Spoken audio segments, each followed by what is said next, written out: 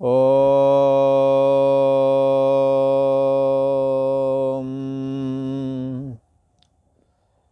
श्री योग वासिष्ठ के उत्पत्ति प्रकरण के अंतर्गत श्री वशिष्ठ जी महाराज बोले, हे राम जी, लीला और माता सरस्वती का आपस में जो संवाद चल रहा है उसमें जगत की उत्पत्ति किस प्रकार से मन के माध्यम से हो जाती है, ये बात क्लियर कर रहे हैं। श्री वशिष्ठ जी महाराज कहते हैं, हे राम जी, लीला ने देवी सरस्वती से पूछा कि देवी, वो जो वशिष्ठ नाम का ब्राह्मण है उसको मरे हुए अभी 8 दिन बीते हैं और हमको यहाँ पर 60,000 वर्ष बीत गए हैं। ये वार्ता कैसे सत जाने? वहाँ 8 दिन बीत गए, यहाँ हम लोगों को जब पुनर्जन्म हुआ है, हमारा पति वही वशिष्ठ राजा पद्म बना, मैं उसकी स्त्री लीला बनी। इतने में मेरे को 60,000 वर्ष का अनुभव हुआ है। ये थोड़े काल में बहुत बड़ा काल कैसे हुआ है? सरस्वती देवी बोली, हे लीले, जैसे तुम्हारे चित्त में जैसे वशिष्ठ ब्राह्मण का चित्त अपने आंगन के आकाश में आकाश रूप होकर के स्थित है, जो कि बहुत थोड़े सूक्ष्म देश में है, पर उसमें सप्तद्वीपों की पृथ्वी दिख रही है। मतलब थोड़े से संकल्प मात्र मन में, जो कि आकाश से मिला हुआ दिखता भी नहीं है, उसमें ये सप्तद्वीपों से युक्त पृथ्वी जैसे दिख रही है, वैसे ही थोड़े काल में बहुत काल भी दिख जाता है। लीले, ये माया में ऐसी शक्ति है, ऐसी सामर्थ्य है कि वो कुछ का कुछ दिखा दे। हे लीला, जैसे उदाहरण के लिए हम सभी को पता है कि स्वर्ग में जब एक दिन बीतता है तो मृत्युलोक में 365 दिन बीत जाते हैं, अर्थात 1 वर्ष निकल जाता है। तो समय की आप देखें, वहाँ थोड़ा समय, यहाँ ज़्यादा समय हो जाता है। इसी प्रकार पितृलोक में जब 1 दिन बीतता है तो मृत्युलोक में पूरा 1 महीना बीत जाता है।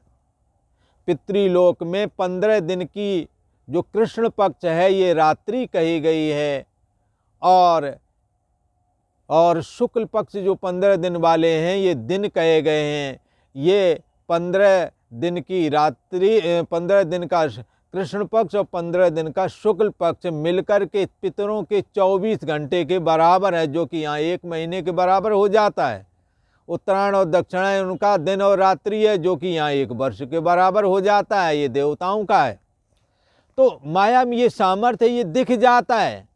कई बार क्या होता है, हम और आप स्वप्न देखते हैं, तो स्वप्न में लेटे तो हैं गर्मी की ऋतु में, पर स्वप्न में देखते हैं कि मैं सर्दी की वजह से बहुत तेज़ी से ठंडा रहा हूँ। तो अब गर्मी के समय में सर्दी के मौसम का अनुभव होना ये भी हो जाता है। और कई बार क्या होता है, स्वप्न अवस्था में हम जब स्वप्न देखते हैं तो कई ऐसे लोग हैं जिन्हें लगता है मेरे को संतान होती नहीं होती है, बड़े परेशान रहते हैं। वो देखते हैं कि मेरे बालक है और मैं अंगुली पकड़े चला जा रहा हूँ, बालक को लगता है ये हमारा पिता है, पर पिता और पुत्र वहाँ एक साथ ही प्रकट हुए हैं। पर लगता क्या है कि पिता 35-40 साल का है और बेटा 2-3 साल का है, उंगली पकड़े चला जा रहा है। वस्तुतः दोनों की उत्पत्ति स्वप्न के शुरू होते ही हुई है, पिता भी और पुत्र भी। और लगता ही है कि ये जो पुत्र है वो अभी पैदा हुआ है 2-3 साल पहले, और पिता तो पुराना है, माँ पुरानी है। और सच्चाई क्या है, जी हुई सुपना भाषा त्यों ही पिता और पुत्र एक साथ भाषे, पर क्रम दिखता है। लगता है कि पिता बहुत पुराने समय का है और माता पिता, हम अभी जन्मे हैं, हम बालक हैं, ये हमारे मम्मी पापा हैं। ये क्रम एक दिखता भर है, ना कि क्रम है वहाँ। सच्चे अर्थों में बंधुओं यदि देखें तो वहाँ बगैर क्रम के ही ये चीज भाषित हो रही है कि माता पिता पुराने हैं, हम नए हैं, हम बालक हैं, वो बुढ़े हैं, और ये तो 25, 30, 35, 40 साल पहले पैदा हुए होंगे, इनके हम बालक हैं, हम अभी 1.5 साल 1.5 साल के हैं। जबकि ऐसा कुछ वहाँ होता नहीं, सब एक साथ प्रकट होते हैं, पर क्रम जैसा लगता है।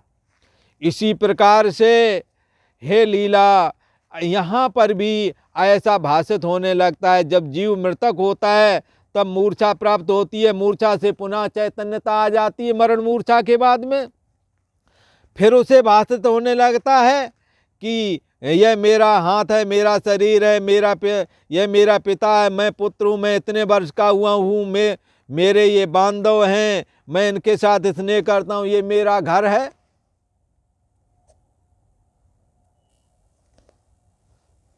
तो इस प्रकार से ये चीज भाषित होने लगती है। तो क्या है कि ये भाषित होने लगती है, सच्चे अर्थों में ना होते हुए भी ऐसा भाषित होता है। भगवान वशिष्ठ जी महाराज कह रहे हैं, क्या हे लीले, जिस प्रकार से वह देखता है वैसे ही दिख जाता, संस्कार जैसे उमेंगे वैसे ही दिख जाता है।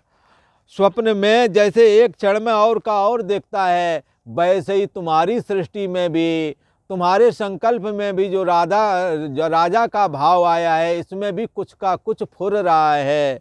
परंतु पूर्ण कर्म और तपोबल था, इसलिए तुम्हें राजा का संकल्प आया, तो राजा के भोग और राजा का फुरना, राजा के तरह जीवन, सिपाही सलाहकार, नौकर चाकर, सब कुछ उसे भाषित हो रहे हैं। क्योंकि पूर्ण कर्म जब तपस्या वाला होता है तो राज सुख का अनुभव मन को होता ही होता है। भगवान वशिष्ठ जी महाराज कह रहे हैं कि हे लीला, लीला को समझाते हुए देवी सरस्वती कह रही है कि क्या कह रही है कि ये स्वप्न में कुछ का कुछ जैसे हो जाता है, वैसे ही तेरे को ये जगत दिख रहा है। तो एक बार क्या हुआ कि महाराजा हरिश्चंद्र सो रहे थे कि एक रात्रि में उन्हें 12 वर्ष का स्वप्न आया। इससे ये बात, और 12 वर्ष के उस सपने में उन्होंने नाना प्रकार के दुखों और सुखों का अनुभव किया। ये सब कुछ भाषित होने लगता है। 2 अवस्थाओं का एक साथ भाषित होने लगता है। कई बार अपन बूढ़े हैं और कभी सपना देखें तो ऐसा लगेगा मैं बचपने वाला हूँ। जैसे ये भाषित होता है ऐसे ही और भी भाषित होने लगता है। मायायाम सर्व संभवा अघटित घटना पटीयसी, ये माया में सब कुछ संभव है, सब कुछ दिख जाता है। उत्साह, शोक और सुख और दुख भी एक साथ दिख जाते हैं। जैसे आप इस समय सुखी हैं और सपने में आप किसी को देखते हैं कि ऐसा ऐसा नफा नुकसान हो गया है, आप परेशान हैं। सपने में कोई गला पकड़े हैं, आप दुखी हो रहे हैं, और जो ही जागे तो पता लगा रही कुछ नहीं। तो दुख और सुख भी एक साथ दिख जाता है। मायायाम सर्व संभवा, माया में सब कुछ हो सकता है। इससे हे लीला, तुम्हें इस जगत को सत्य ना मान करके मिथ्या समझना चाहिए, और इसको जो जानने वाला शुद्ध चैतन्य सत्ता है उसमें तुम्हें अपनी मैं बुद्धि को स्थित करना चाहिए।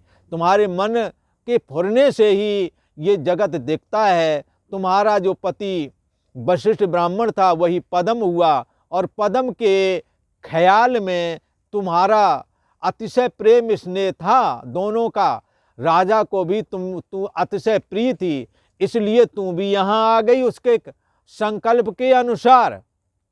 इसी प्रकार राजा पद्म मृत्यु को प्राप्त होकर के जब विदुरथ के रूप में जन्म गया, तो वहाँ भी तेरे से अतिशय प्रेम होने की वजह से वहाँ पर भी एक लीला उसके साथ में तुम देखोगी। योगाभ्यास करो और इस ब्रह्मांड का उल्लंघन करके इस ब्रह्मांड को लांग करके जब उसके ब्रह्मांड में जाओगे तो देखोगे तुम्हारे जैसी एक लीला भी उसके साथ मिलेगी, क्योंकि उसके ख्याल में हाँ तुम साथ गई हो।